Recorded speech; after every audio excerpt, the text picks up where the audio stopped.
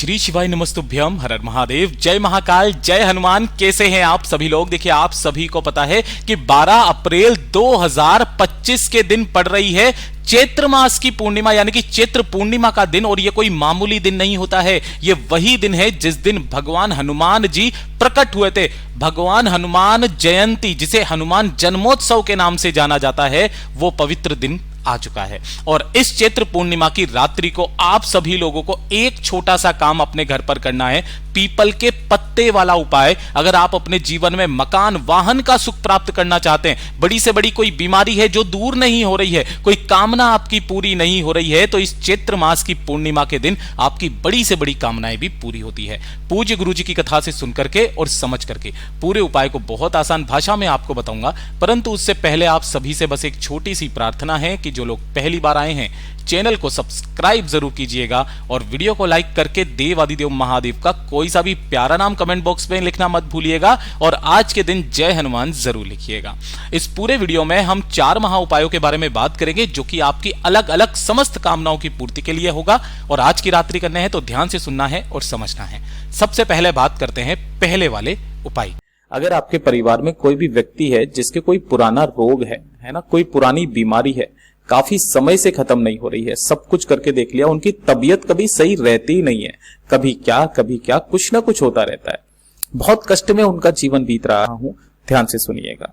पूज्य गुरुजी ने कथा के अंदर बताया कि आपको एक पीपल का पत्ता लेना है जो कहीं से भी खंडित कटा फिटा ना हो, इस चीज का ध्यान रखना। और दूसरे नंबर पर आपको लेने होंगे चावल। काफी सारे वीडियो वाले जो है ना, इस वाले उपाय को कैसे बताते हैं, आप 31 चावल के दाने ले लेना, आप 7 ले लेना, आप 11 ले लेना, ऐसी कोई संख्या गुरुदेव ने नहीं बताई है। आपको मात्र 1 चुटकी चावल लेना है, इससे ज्यादा नहीं, चाहे कैसे भी चावल के दाने आ जाए, ठीक है। कुछ इस तरीके से जैसा कि हमने पिछले साल किया था और इसका इतना प्रभाव पड़ा था कि मुश्किल से 1 महीना उस व्यक्ति की जितनी भी बीमारियां चल रही थी, जितनी दवाइयां चल रही थी, वो सारी खत्म हो गई। करना क्या है, इस तरीके से पीपल के पत्ते के ऊपर आपको उस 1 चुटकी चावल के दानों को इस तरीके से रख देना है, ठीक है। परिवार का कोई भी व्यक्ति इस तरीके से रख करके अपने दाहिने हाथ में इस चावल और पीपल के पत्ते को रखकर, जो भी बीमार व्यक्ति है, अगर वो लेटा है तो कोई बात नहीं, खड़ा है तो कोई बात नहीं, उसकी सिर से लेकर पैर तक आपको घड़ी की सुई की दिशा में चंद्रेश्वर महादेव के नाम से, किनके नाम से, चंद्रेश्वर महादेव के नाम से घड़ी की सुई की दिशा में 21 बार आपको इसका उतारा कर लेना है, ठीक है ना। शाम के समय पर, शरद पूर्णिमा के दिन जब अंधेरा हो जाए ना, उसके बाद में यहां पर आपको इस तरीके से 21 बार उतारा कर लेना है अपने ही घर पर। और इस पीपल के पत्ते को, जिसके ऊपर आपने चावल के दाने रखे हुए हैं, आपके घर में जहां पर भी इस तरीके से जो मेन गेट होता है ना, इस मेन गेट के यहां पे, मतलब जब आप अंदर जाते हो तब जो आपका सीधा हाथ पड़ता है, इस जगह पर आपको उस पीपल के पत्ते को रख देना है, कुछ इस तरीके से, जिनके ऊपर आपने चावल के दानों को रखा है। इसे आपको शरद पूर्णिमा की पूरी रात्रि तक रखे रहने देना है, पूरी रात इसे रखे रहने देना है, कुछ भी नहीं करना, केवल 21 बार उतारा करके। जब अगला दिन आएगा, यानी कि प्रतिपदा तिथि आएगी, है ना, पूर्णिमा के बाद में प्रतिपदा तिथि लगेगी, तब आपको सुबह उठ करके इस पीपल के पत्ते को वापस उठाना है। जो भी बीमार व्यक्ति है जिसके निमित्त आपने इस उपाय को किया है, उस बीमार व्यक्ति को इन चावलों को, जो कि पीपल के पत्ते के ऊपर आपने रखे हुए हैं, इन्हें आपको 3 बार सूंघाना है। कितनी बार सूंघाना है? 3 बार इसे सूंघाना है, सूंघने के लिए बोलना। और जब वो सूंघ ले, इसके बाद में इस पीपल के पत्ते और चावल को ले जाकर के किसी भी बहते नदी, तालाब, सरोवर के अंदर प्रवाहित कर दें। गुरुदेव ने कहा, अगर आपके घर के आसपास बहता नदी, तालाब, सरोवर नहीं है, उस केस में किसी भी बेलपत्र पेड़ के नीचे उसे जाकर के रख करके आ जाएं। ज्यादा से ज्यादा 1 महीना उस व्यक्ति की जितनी भी दवाइयां चल रही थी वो सारी खत्म हो जाएगी, मतलब बंद हो जाएगी, उस व्यक्ति की तबीयत सही हो जाएगी। पूज्य गुरु जी का बहुत अद्भुत और अचूक उपाय है, जरूर कीजिएगा। और दूसरे नंबर का तो उपाय आप सभी लोगों को करना ही करना है। ध्यान से सुनिएगा कि अगर आपको मकान का सुख चाहिए है, वाहन का सुख चाहिए, अगर आपको जीवन में भौतिक सुखों की, आनंद की प्राप्ति करनी है, तो इस वाले उपाय को करना बिल्कुल भी मत भूलिएगा।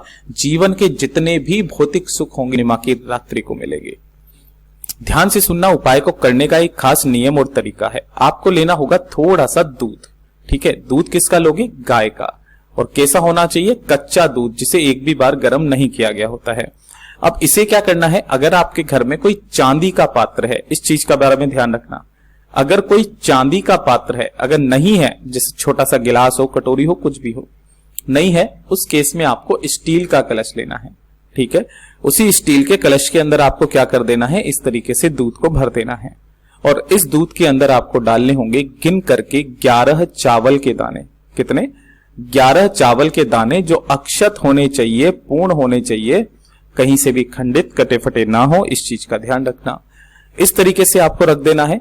तो जो भी आपने ये कलश तैयार किया है, इस कलश को शरद पूर्णिमा के दिन किसी भी समय, चाहे सुबह चाहे शाम को, इसे लेकर के अपने पूरे घर में श्री शिवाय नमस्तुभ्यम मंत्र का स्मरण करते हुए पूरे घर में घूम जाना है और घूम जाने के पश्चात इसे या तो अपने घर के परिंडे के पास में, परिंडा जो होता है जहां पर पानी पीने का स्थान होता है या आरओ सिस्टम लगा हुआ रहे, वहां पर रख देना। वहां नहीं रखो तो अपने घर के मंदिर में इस कलश को उठा करके ऐसा कैसे ही रख देना। उसके सम्मुख में आपको गाय के घी का गोल बाती का दीपक प्रज्वलित कर देना है। ठीक है, अब जब रात्रि का समय आएगा, जब चंद्रमा निकल करके आएगा, है ना, तो रात्रि को क्या करना है, आपको उसी कलश को उठाना है, अपने घर की छत पर जाना है या घर के बाहर जहां पर भी आपको चंद्रमा नजर आ जाए वहां पर जाना है। लेकिन एक काम जरूर करना है, आपको इसी से क्या करना है, यहां पर अर्घ देना होगा चंद्रमौली महादेव के नाम से। लेकिन अर्घ देने का तरीका क्या होगा कि नीचे की तरफ होना चाहिए आपके तुलसी का गमला, है ना, मतलब जो अर्घ का जल है वो आपकी तुलसी के गमले में गिरना चाहिए। ठीक है, कुछ इस तरीके से। तो आप ऐसी कोई जगह देख लीजिए जैसे आपका तुलसी जी का कोई गमला रखा हुआ है, उसके पास में जाकर के आप चंद्रमा को जब आप अर्घ देंगे चंद्रमौली महादेव के नाम से, तो ये संपूर्ण अर्घ का जो जल है वो आपका इस तुलसी जी के गमले में जाना चाहिए रात्रि को जब चंद्रमा निकल करके आएगा। ठीक है, इस तरीके से जल समर्पित कर देने के पश्चात जब आपका अर्घ पूर्ण हो जाए, इसी वाले जो तुलसी जी का गमला है जहां पर आपने अर्घ दिया था, वहां की थोड़ी सी मिट्टी को आपको उठाना है, किसी भी लाल कपड़े के अंदर बांध करके अपने साथ हमेशा रखना है, अपने पर्स में रखना है, थोड़ी सी चीज ऐसे करके रख करके रखना। आपको धीरे धीरे करके जीवन के सारे सुखों की प्राप्ति होगी। पूज्य गुरु जी का बहुत अद्भुत और अचूक उपाय है, जरूर कीजिएगा। बात करते हैं तीसरे वाले उपाय की। तीसरा वाला जो उपाय है यह है आपकी बड़ी से बड़ी इच्छा, बड़ी से बड़ी कामना पूर्ति का उपाय। इससे सुंदर उपाय पूर्णिमा का हो नहीं सकता। गुरुदेव ने कहा एक पूर्णिमा कर लीजिए, अगली पूर्णिमा तक आपकी वो कामना, वो इच्छा निश्चित रूप से पूरी होगी। आपको 1 लोटा शुद्ध जल चाहिए अपने घर का तांबे के कलश में।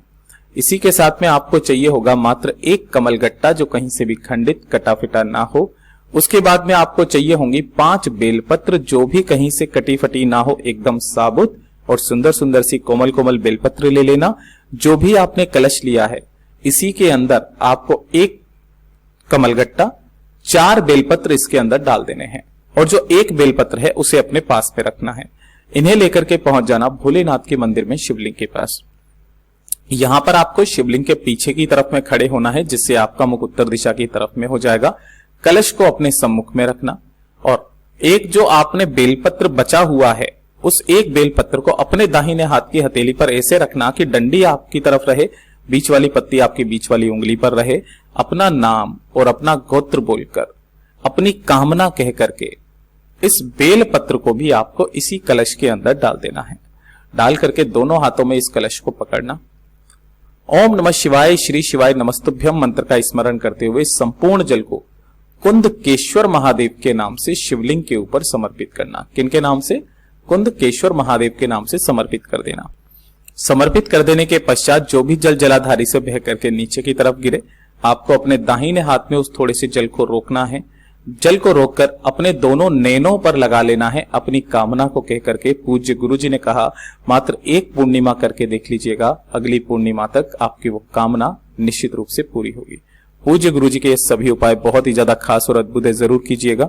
वीडियो पसंद आए तो लाइक जरूर करना, चैनल को सब्सक्राइब जरूर कीजिएगा। मैं आपसे मिलता हूं अगले वीडियो में, तब तक के लिए ओम नमः शिवाय, हर हर महादेव, जय महाकाल।